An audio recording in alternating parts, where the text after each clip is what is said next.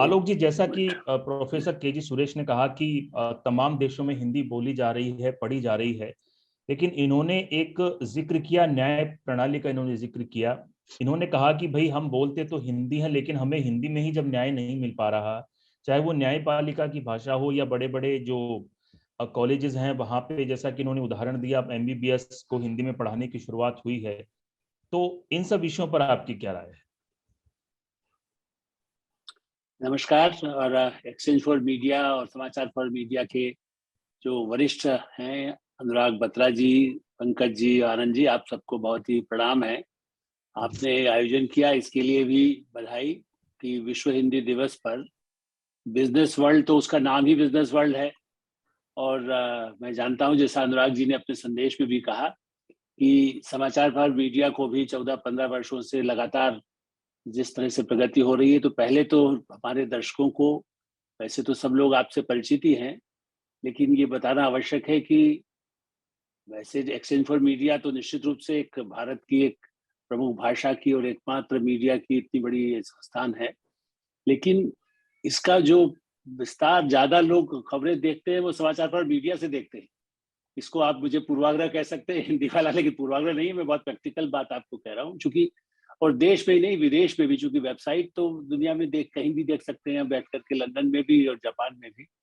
तो इस दृष्टि से इस अवसर पर इस आयोजन का भी बहुत एक समीचीन है कि हम इस पर बातचीत करें। और जैसा आपने कहा, न्याय न्याय के लिए ही तो ये समाचार माध्यम है।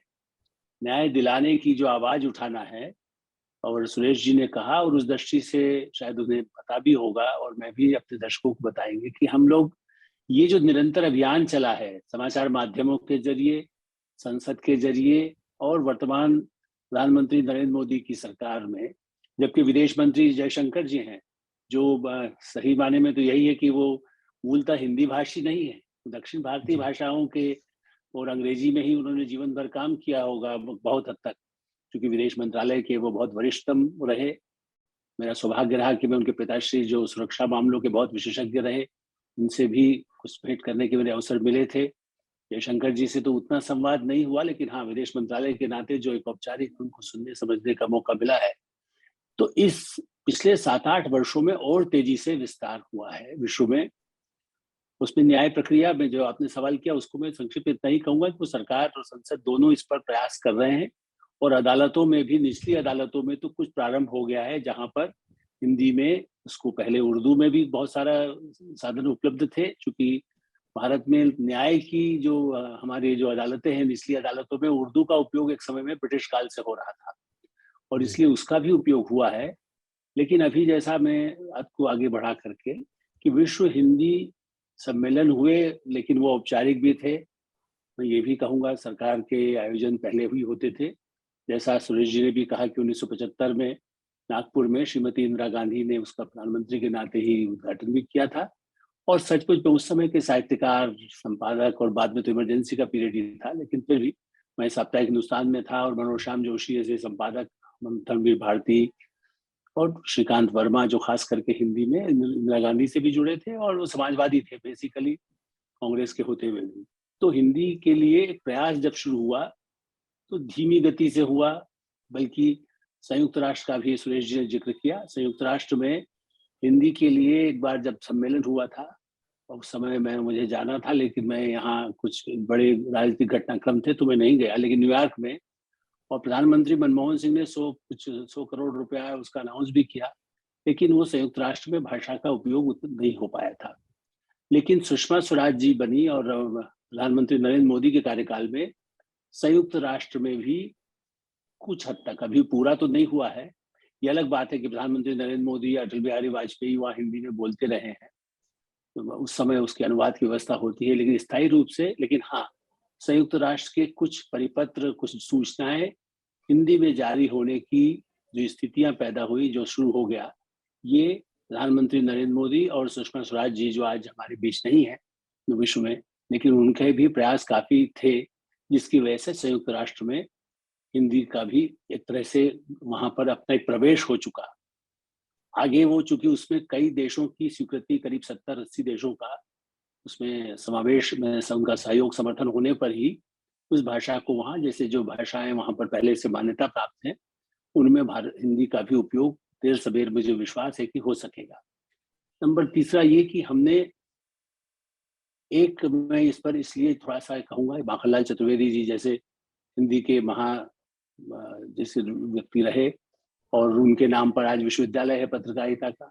तो आप ये भी देखें कि भारत की पत्रकारिता में हिंदी समाचार माध्यमों ने और हिंदी सिनेमा ने बड़े पैमाने पर हिंदी के प्रचार प्रसार को आगे बढ़ाने में और विश्व में पहुंचाने में भी बहुत महत्वपूर्ण योगदान दिया है। और आप जानते हैं, और कुछ और जो दर्शक हैं उनमें से भी कुछ जानते हो, कि जर्मनी में जहाँ मैं रहा हूँ, डॉइचे वेले जो एक वॉइस ऑफ जर्मनी रेडियो, उसमें मैं बहुत पहले था, 1979 और 82 के बीच में 3 वर्ष रहा। और वहाँ भी उसके पहले भी मुझे जाने का अवसर मिला। तो हाइडेलबर्ग विश्वविद्यालय है, तो रेडियो में तो हिंदी का कार्यक्रम होता ही था, और इसके साथ संस्कृत का भी प्रसारण हफ्ते में एक बार तब होता था। आप अंदाज लगाइए, संस्कृत का प्रचलन आजादी के बाद विदेशी संस्था माने जो रेडियो स्टेशन है वो नियमित रूप से कार्यक्रम करते थे, और वो करीब आधे घंटे का कार्यक्रम होता था। अब इससे तो उसके बाद हिंदी तो होती ही। तो वहाँ पर जर्मनी में जो लोग थे, कई ऐसे जो विद्वान हैं वहाँ पर हाइडेलबर्ग विश्वविद्यालय में, खास करके हिंदी के साहित्यकारों पर, संपादकों पर और हिंदी साहित्य को लेकर अज्ञेय जैसे जो बड़े भारत के महान लेखक हुए, वो भी जब गए, मैं भी वहाँ गया, तो वहाँ के कई विद्वान ऐसे लोगों से मुलाकात हुई। तो उस समय भी भारत की कई पुस्तकों का, हिंदी की पुस्तकों का अनुवाद वहाँ हुआ है, रखा है आज भी, कई बड़े ग्रंथों का। अभी सुरेश जी ने चीन की चर्चा की, मैंने जो हम जिसे मित्र देश नहीं कहते, 2 विरोधाभास बता रहा हूँ आपको कि, और वहाँ जबकि भारतीय कम है, लेकिन बीजिंग विश्वविद्यालय में भी, वो भी करीब 10 वर्ष पुरानी बात है, मैं गया तो 2-3 बार हूँ, लेकिन पहले भी वहाँ पर इवन हमारे जो धार्मिक ग्रंथ हैं उसका भी उन्होंने अनुवाद करके रखा हुआ है। तो बीजिंग में भी हिंदी पढ़ाई मैंने उन्होंने व्यवस्था की, ताकि भारत के साथ संबंध अच्छे हो खराब हो तब भी उन्हें जरूरत है। जापान के लोग तो इतना ही अच्छा बोलते हैं। चेक गणराज्य अब है, पहले चेकोस्लोवाकिया था, उसके राष्ट्रपति और पहले भारत में राजदूत रहे, वो तो बड़ा हिंदी अच्छी बोलते थे। और आपको आश्चर्य होगा, डॉक्टर एपीजे अब्दुल कलाम जब राष्ट्रपति थे तब मुझे जाने का अवसर मिला ऐसे देशों में भी जहाँ पर ग्रीस, जो यूनान सबसे पुरानी जो सभ्यता है, वहाँ पर हिंदी के ऐसे विद्वान और उन लोगों से परिचय हुआ जो वहाँ के विश्वविद्यालय से भी जुड़े हुए हैं। तो लगता है ना कि दुनिया में, मैंने ब्रिटेन और अमेरिका में तो प्रवासी भारतीय है ही, और अभी कल हमारे साथ एक मिलने के लिए आए थे हिंदी के बड़े समर्पित व्यक्ति, जो भी गए हुए थे अपने ही निजी इससे, लेकिन वो न्यूयॉर्क में रहे।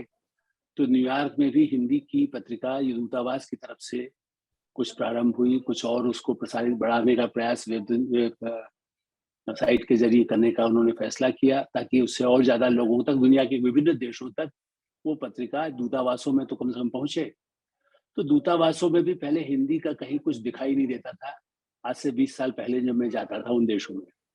तो संयुक्त राष्ट्र से लेकर के विश्व के विभिन्न, मैंने इसलिए यूरोप के देश बताया आपको, इजिप्ट बताया, अर्जेंटीना जैसे देश हैं जो लैटिन अमेरिका में है, अफ्रीका में है। तो संगीत हमारा, जब हम घाना जैसे छोटा सा देश है, आप समझिए कि हमारे दिल्ली का भी बहुत एक आधा हिस्सा भी नहीं होगा, उससे भी कम जो आबादी वाले देश हैं, उनमें भी हिंदी का गीत संगीत आज से 25-20 साल पहले भी उतना लोकप्रिय था, और अब तो और ज्यादा हो गया।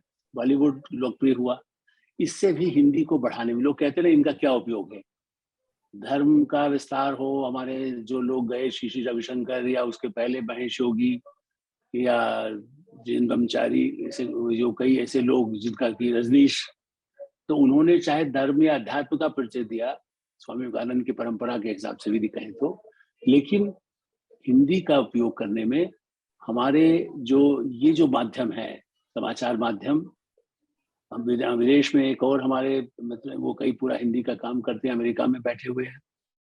तो इतने लोग कैसे वहाँ हिंदी सीखने के लिए लगातार वर्कशॉप करते हैं, विश्वविद्यालयों में हिंदी की व्यवस्था है।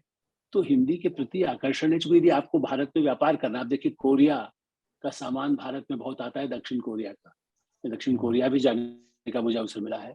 तो वो लोग या चाइनीज या ताइवान का सामान होता है, तो उसमें हिंदी का अनुवाद करके वो छापते हैं। आज भी देखिए सैमसंग जो है उसके आपको जब कोई मिलेगा टेलीविजन भी, तो उसमें उसकी कोई या कोई मोबाइल है तो उसमें हिंदी में भी उसके छपी हुई एक सामग्री वो लोग देते हैं। उनको मालूम है कि करोड़ों लोग हमारे ग्राहक तो वही हैं। तो जो आर्थिक हमारे स्थितियां हैं ये उससे जुड़ा होता है। देखिए हिंदी हिंदी करने से, हाँ हमारे कुछ मित्र हैं संपादक जो हमारे और भी हमारे साथ जो अतिथि बैठे हैं उनके मित्र भी हैं, उनके भी हैं। अब वो कुछ ऐसे संपादक बने रहे हैं, अब नहीं है, लेकिन कुछ कट्टर विचारों वाले की हिंदी बिल्कुल ऐसी ही बोली जाए या ऐसी ही लिखी जाए।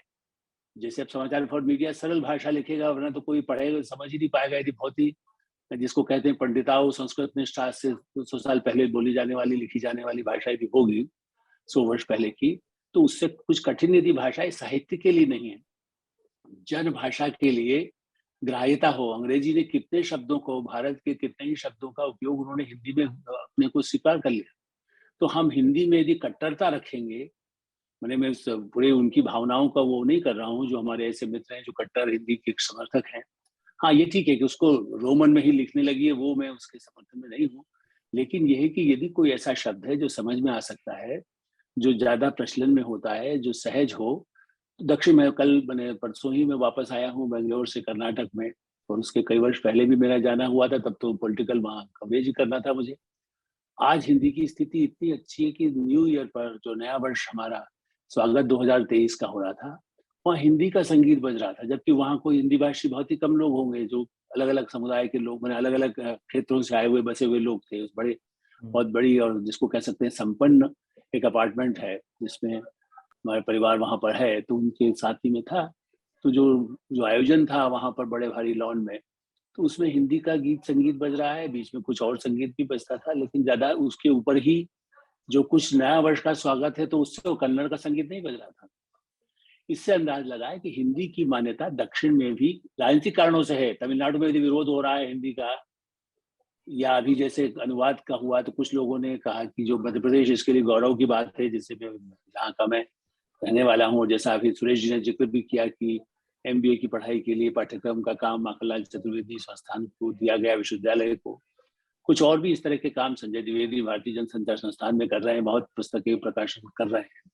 लेकिन ये है कि हिंदी में अनुवाद मेडिकल का हम मानते हैं, मैं तो पहले बायोलॉजी का स्टूडेंट भी रहा हूँ, तो ये सही है कि हिंदी में पुस्तकें उपलब्ध बाद में जाकर के ग्रेजुएशन में या डॉक्टर बनने के लिए नहीं थी। लेकिन ये है कि यदि उसको सहजता से पढ़ने लायक, उसमें कोई ऐसा नहीं कहा गया कि अंग्रेजी दवाई के नाम पे हिंदी कर देंगे, उनको कट्टर संस्कृत में कर देंगे। तो उसको धीरे धीरे यदि उसका प्रयास हो रहा है MBBS में भी, तो जो डॉक्टर बनेंगे, और जैसा सरकार ने कहा है कि दोनों तीनों चिकित्सा, प्राकृतिक चिकित्सा, आयुर्वेद चिकित्सा और ये सब मिला करके ही जो एक नए तरह के डॉक्टर भी नियुक्त यदि होंगे। यदि 4 साल यदि आयुर्वेद में पढ़े हैं तो 1 साल वो एलोपैथी में पढ़े। तो उसके लिए यदि जो हिंदी भाषी राज्यों के लोग तैयार होकर के आएंगे, उसका दुनिया भर में उसका लाभ मिलेगा। इसलिए मैं अधिक समय न लेते हुए ये कहूंगा कि शिक्षा के क्षेत्र में, न्याय के क्षेत्र में और समाचार के क्षेत्र में जो प्रगति हो रही है, इससे विश्व में हमारी प्रतिष्ठा बढ़ती रहेगी। हाँ, समाज और संस्कार सरकार को इसे ज्यादा जनोपयोगी और सरल बना के रखना होगा। धन्यवाद, नमस्कार। ये बिल्कुल